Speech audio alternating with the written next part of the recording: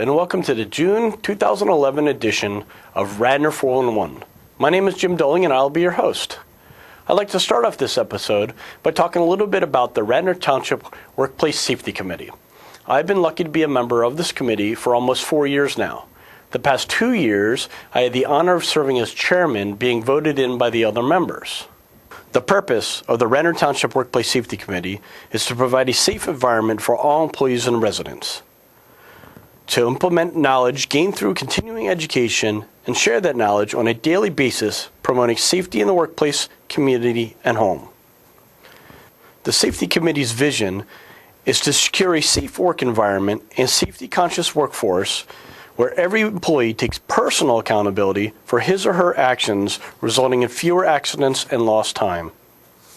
Some of the functions of the Radnor Township Safety Committee are involving employees in achieving a safe, healthful workplace, evaluate the township's accident and illness prevention policies and practices, and to make written recommendations concerning the same.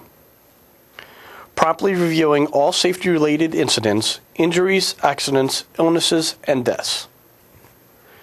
Evaluate for effectiveness newly implemented safety equipment or health and safety procedures. Review workplace inspections, identify hazards, and recommend methods for eliminating or controlling the hazards. Annually evaluate Radnor Township's workplace safety and health program and recommend improvements to management. The Radnor Township Safety Committee meets monthly and has 9 voting representatives. 6 of them represent employees and 3 of them represent management. There are 3 officers that are voted in by the representatives: a chair, vice chair, and secretary, which each serve a 1-year term. Once a year, committee members receive training in safety committee functions, hazard identification, and procedures for investigating accidents. Up next, I'd like to introduce Linda Roney, the secretary of the Safety Committee, who will go into further detail about that. Thank you, Jim. Part of the state certification process for our Safety Committee is to receive annual training, which is an all-day event provided by our insurance brokerage firm, Arthur J. Gallagher and Company. This year's training was held at the Drexel Brook Conference Center in Drexel Hill. We had the honor this year of being presented with the 2011 Distinguished Service Award. This was for outstanding commitment to excellence in workplace safety. This was a very proud moment for our hardworking team of men and women. At the May 23rd Board of Commissioners meeting, a proclamation was approved by the Board of Commissioners, acknowledging June as National Safety Month and honoring our committee for their hard work and dedication. Our biggest project this year will be a health and safety fair on June 29th from 8 a.m. to 1 p.m. Admission is free, and the fair is open to our employees, residents, and businesses in the township. To date, we have approximately 20 vendors participating in this event, and they are increasing on a daily basis. There seems to be a lot of interest for vendors, healthcare agencies, and safety organizations to participate in this event. The day of the event, we're actually going to have 2 public speakers. Dr. Ron Hamlin from the Lyme Disease Association of Southeastern Pennsylvania. He will be speaking at 8 a.m. And at 8:30, James Gladhorn from the National Risk Managers will do a presentation on general work and home safety. Some of the other participants in our fair would be Mainline Health, the Wayne Senior Center, the Radnor Township Board of Health, Narberth Ambulance, the Radnor Fire Company, the Radnor Police Department, Dr. Justin Ackerman, who is a chiropractor in the area, and the County Office of Services for the Aging, and the Delaware County Emergency Response Center. We will also have the American Lung Association and a diabetes self-management firm called Achieving Better Control. We are still looking for additional vendors and sponsors who would like to donate healthy food items or samples of health or safety-related products. If you have an interest in participating either as a vendor or as a sponsor, please contact me at the Radnor Township Building at 610-688-5600. Please join us on the 29th and meet your Safety Committee members in person and take advantage of all that our vendors have to offer. We think you will like what you see. In closing, the Radnor Township Workplace Safety Committee asks that you please be aware of your surroundings at all times and have a safe and healthy summer. Remember, you are your most important asset.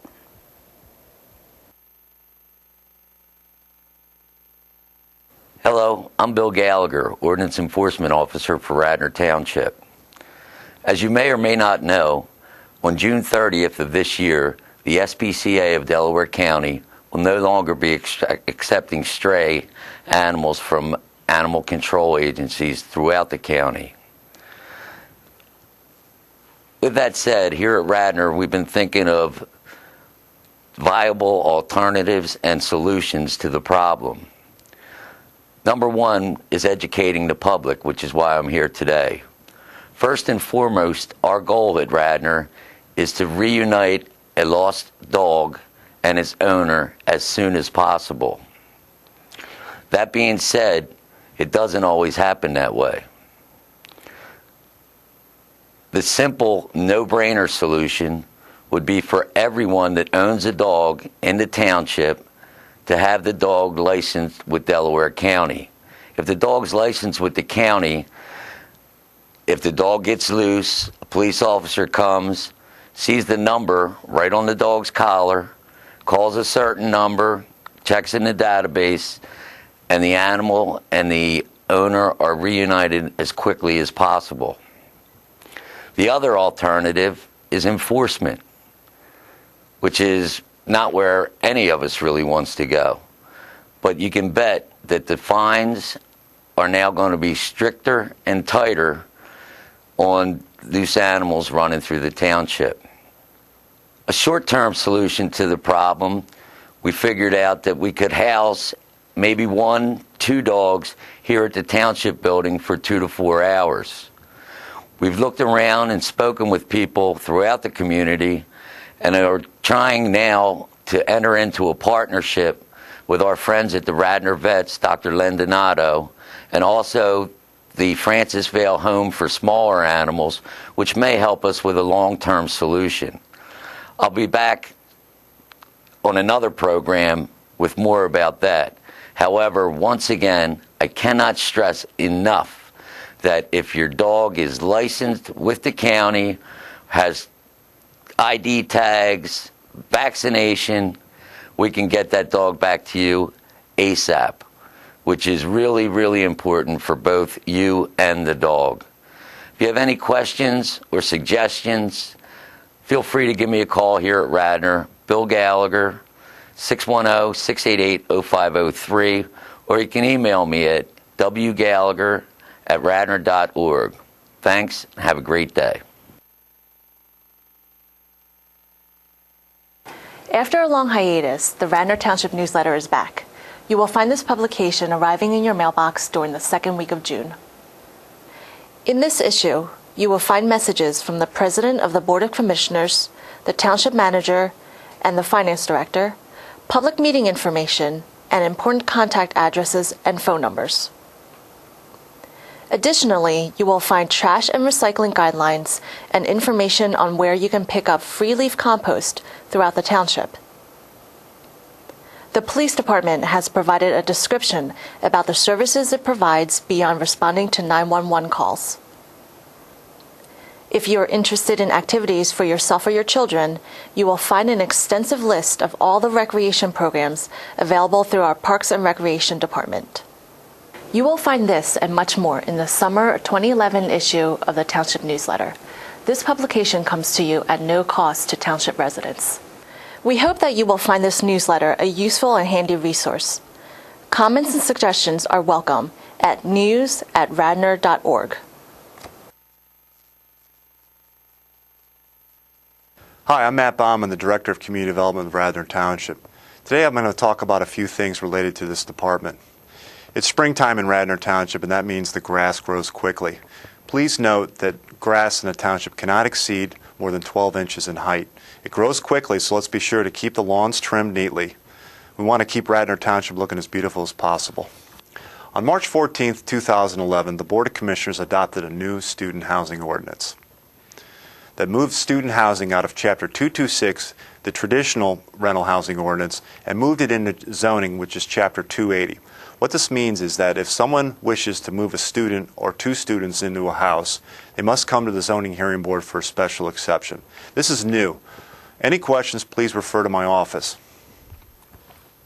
Beginning in mid-May, the Township will be mailing our annual rental license renewal applications. The Township has over 3,300 rental license units. Please note that these applications are due to the Office of Community Development by June 30th. Also, please note that the Board of Commissioners recently amended our fee schedule. Units 1 through 10 will be $60, and units 11 and beyond are now $40.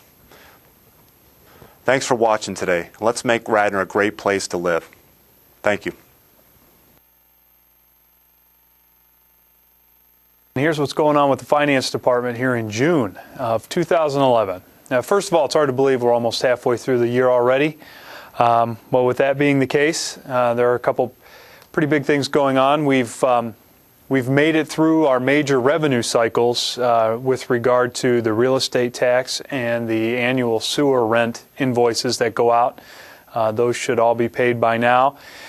We are now in, as we enter into the summer months, we are working right now on finalizing the 2010 audit, which will also produce our GAAP financial statements, and that's just generally accepted accounting principles. Real briefly, what we do is we maintain cash records here for the Township, which is basically like your home checking account. We record revenues when it comes in, and we record expenses when they go out. And then, as required by generally accepted accounting principles, at the end of the year, we update our financial statements to include various accruals, which are accounts receivable, accounts payable, wages payable, some of our major liabilities that we're required to recognize on the pension and other post-employment benefit side. So we recognize and capture all those as of December 31st of each year. So we're working on finalizing that for 2010. In addition to finalizing that, we'll be working with the newly formed CARFAC Citizens Audit Review and Advisory Committee to discuss those financial statements and discuss the audit process and bring them up to speed on how that is going and how it will work moving forward. So that's one area that we're working on finalizing. We're also putting the final touches on improving an internal process in regards to purchasing.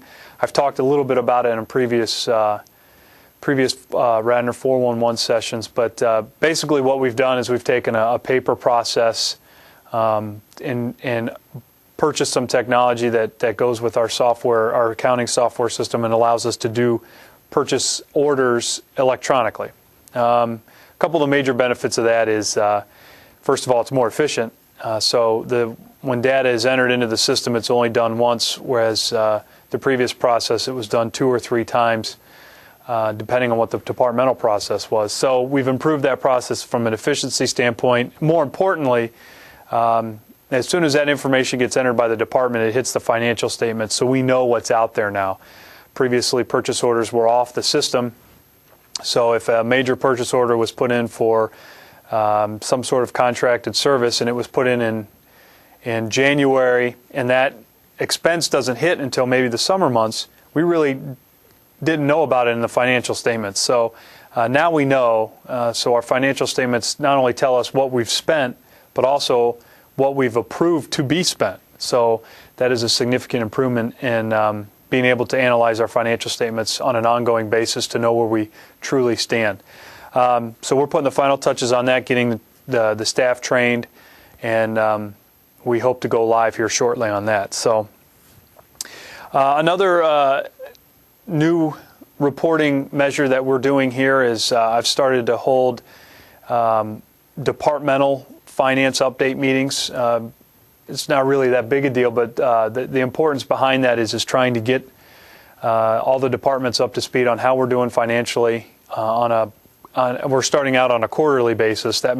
We may end up doing it more monthly, but for now we're doing quarterly. And I think that was something that the departments wanted. The employees would like to know how we're doing financially, so we've started to do that, and I'm meeting with them, like I said, quarterly now to give them updates, and we'll see how that goes moving forward. So basically, the three purposes of that is to let employees know how we're doing globally, as well as how their individual departments are looking on the budget to actual standpoint, and then also to start the discussions on the cost of providing services, because it's not been something that's really been discussed to a great extent internally, so we're trying to get that information out to all the employees so everybody knows. And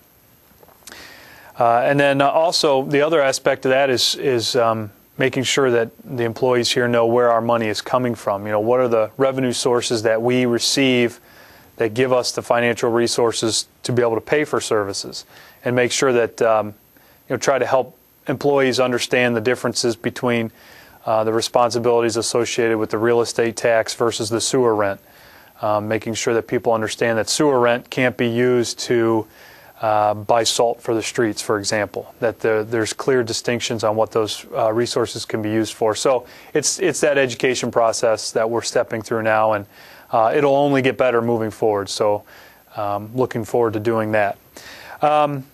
The other major project that we're going to start working on this summer, here in June, is putting the preliminary 2012 budget numbers together. We had a late start on it in 2010, with me coming in July and really needing a couple months to just learn how the process worked. We're hoping to get a little bit more of a jump start on that this year. So in June, we're going to start putting those numbers together with the departments and trying to get a jump start on that process. So, and that's part of a larger project that I don't really have a timetable for, but I think is pretty critical, is doing a 5-year forecast, or at least a 3-year forecast. I'd like to see 5, depending on how accurate we can be. If the assumptions kind of lose their footing after 3 years, it may not make a whole lot of sense to go out to 5. But if we can make relatively strong assumptions for 5 years, I think that'd be very beneficial to have for decision-making purposes. So putting the 2012 budget numbers together starting now, and that's part of the larger forecasting project that will continue to be ongoing. I'm not really sure when we'll have that done yet, but it's something we are working on. Finally, a couple smaller projects that we're doing, and these are things that have been going on since I arrived last summer. Getting a good hold on the township's debt standing. I know it's been publicized quite a bit over the last year as part of the 2010 Citizens Budget and Advisory Committee work.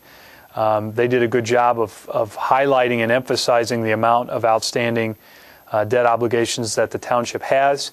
So one of the things that I wanted to be sure I felt comfortable with is just how much that is, what the sources of all those debt obligations are, and what dollars of our current money and future money are going to be needed to repay those. So starting to put the final touches on understanding that. So we roughly pay about anywhere from $4.2 to $4.7 million per year in annual debt payments. That's that's principal and interest.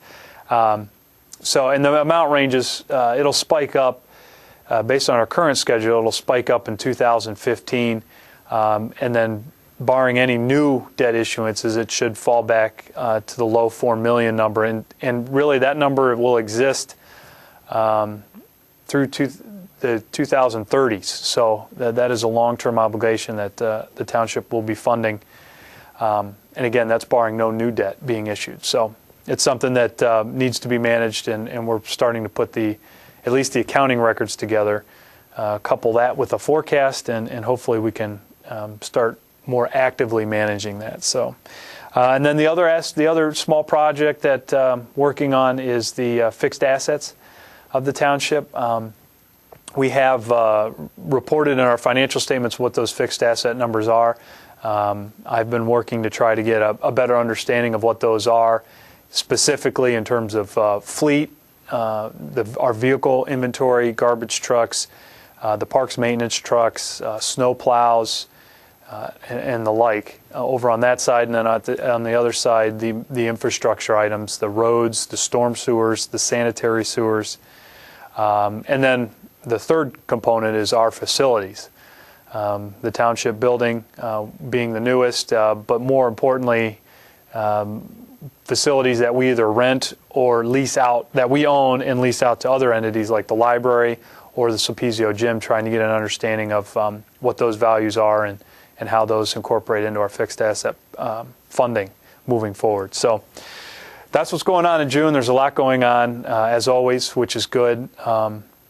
If you have any questions on the finances or any issues that you have regarding real estate taxes, you contact John Osborne, the treasurer, or you can contact the finance department.